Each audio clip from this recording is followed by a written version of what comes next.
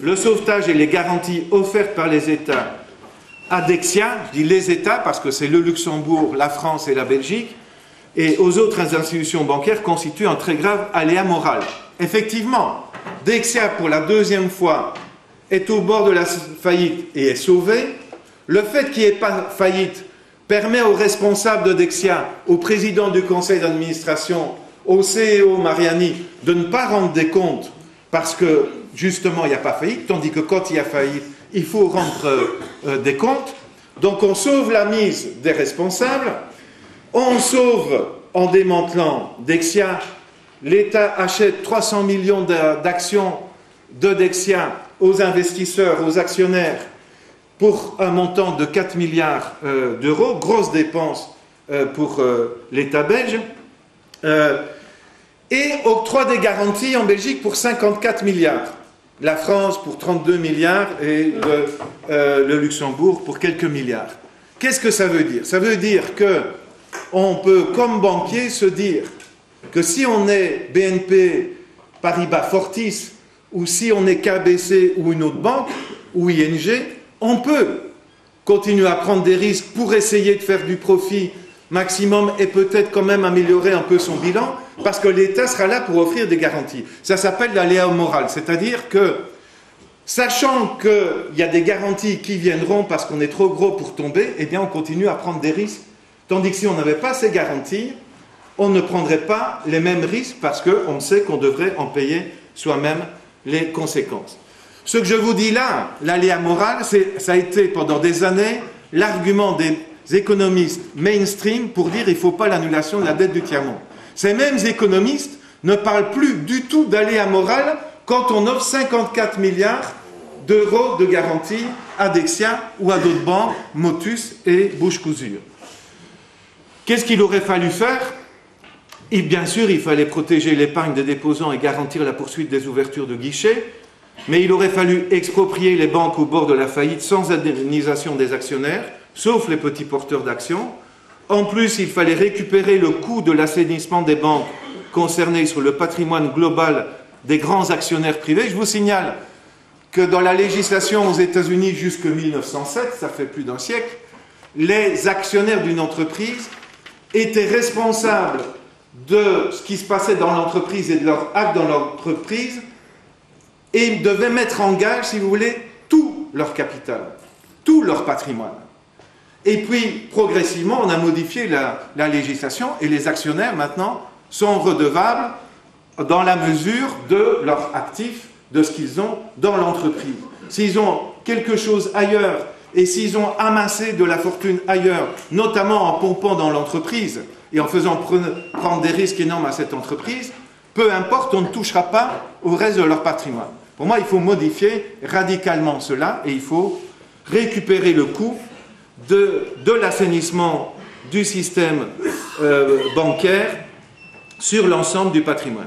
Il fallait créer un secteur public de l'épargne et du crédit.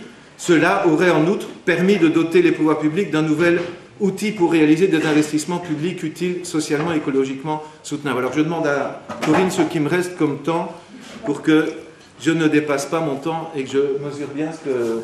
Tu as encore un bon quart d'heure. Bon.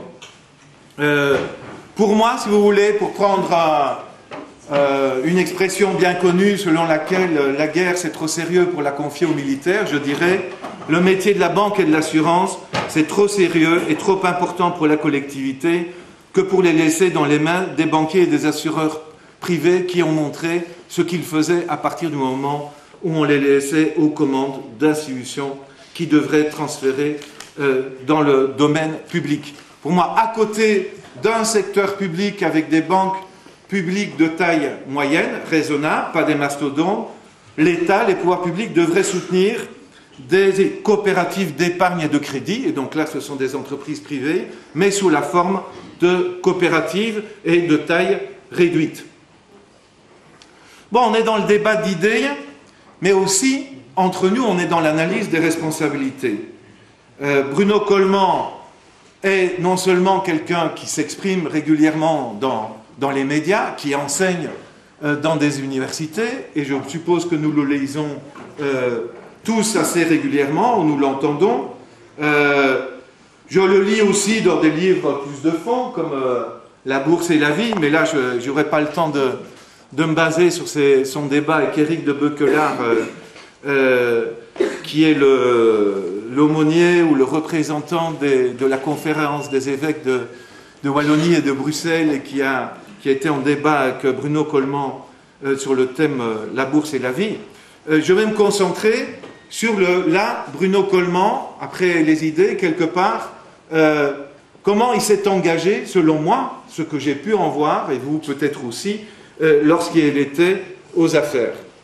Alors, ce qui me frappe, en faisant une petite recherche, c'est les différentes prises de position de Bruno Coleman. Ça commence en 2001, ce que j'ai trouvé, et ça continue pendant des années, pour la non-taxation des plus-values sur les actions. Vous savez qu'il y a eu un débat après l'affaire Enron au début des années 2000, parce qu'on se rendait compte que des responsables, des gestionnaires, des administrateurs ou des gestionnaires, des CE, des entreprises recevaient des stock options.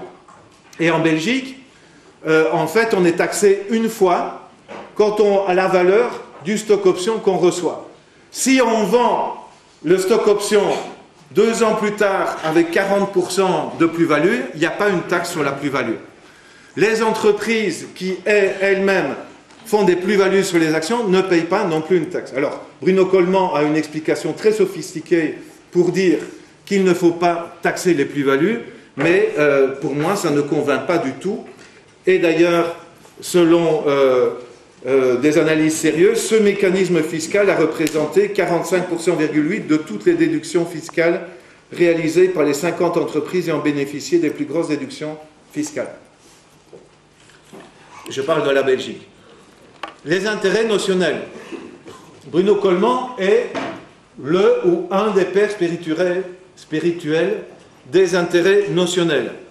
C'est entré en vigueur en 2006. Bruno Coleman était chef de cabinet de Didier Reynders en 2006-2007. Je ne sais pas si c'était quand il était déjà chef de cabinet, je n'ai pas vérifié. Mais en tout cas, Bruno Coleman est un chaud partisan des intérêts notionnels. Il a écrit et écrit et encore écrit là-dessus. Et donc là, l'idée, c'est que les entreprises peuvent défalquer de leur compte de résultats ce qu'elles auraient emprunté si elles avaient voulu emprunter mais qu'elles n'ont pas emprunté. Donc c'est des emprunts fictifs, ils n'ont pas eu lieu. C'est des intérêts fictifs, ils n'ont pas été payés, mais ils peuvent être déduits du revenu et donc déduits de l'impôt à payer. Bien sûr, Bruno Coleman va intervenir et va expliquer que ça permet d'attirer des entreprises, ça permet aux entreprises qui l'utilisent d'augmenter le personnel, etc.